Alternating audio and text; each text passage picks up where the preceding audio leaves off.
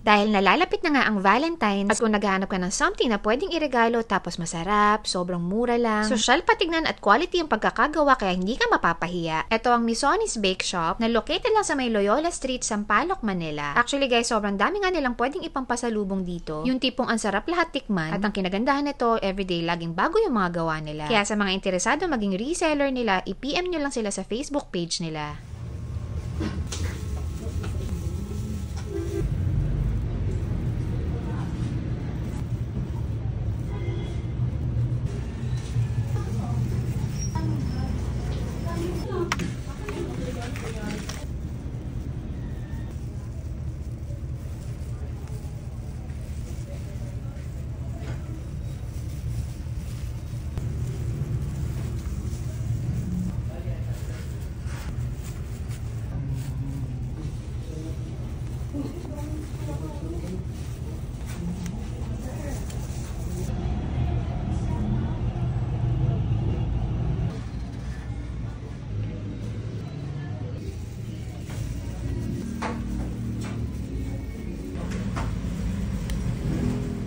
Ito yung Black Forest, dulce de leche with peanut, choco butternut, and triple chocolate. Excited na nga ako matry to, kaya naman ano pang inaantay natin guys? Huwag na natin patagalin, i-try na natin. Isang nakakatakam na naman na discovery. Ito yung kung tawagin nila choco moist cake na may iba't ibang flavors. So, syempre unahin natin yung napaka-cute, pinaka-magandang itsura. Black Forest. Try na natin. So, ang kinagandahan daw nito guys, hindi siya kagaya ng bento, mas malaki to. So, ito, 5 inches na yung laki niya. Yung kapal niya, 3 inches. Mas malaki siya, tapos 100 pesos lang. Kahit anong flavor, 100 pesos lang sa kanila. Loaded sa chocolate, oh. May cherry ka pa. Try na natin. Wow!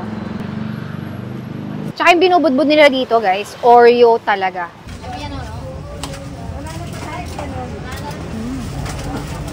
Chocolate na chocolate yung lasa niya guys.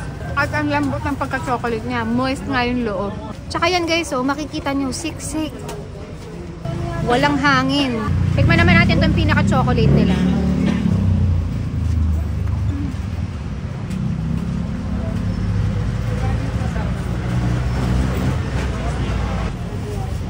Parang lugi sila dito sa 100. Grabe yung pagkakagawa. Grabe yung lasa niya. Yung lasa nito parang natitikman mo sa iba ng mga kilalang bake shop.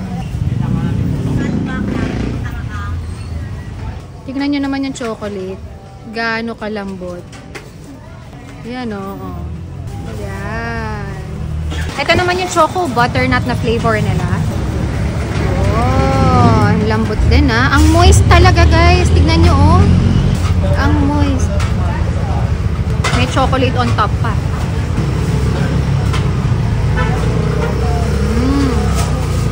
Dito sa choco butternut nila, dried coconut yung gamit nila. Tsaka merong, hindi ko alam eh, saan nanggagaling yun, may alat ng konti. Which is good dito sa chocolate kasi yung tamis, nababalanse nung alat. Hindi ko alam kung saan nanggagaling yung alat. Baka dito sa may choco butternut, yung sa halo niya, mas na-enhance niya yung sarap ng chocolate.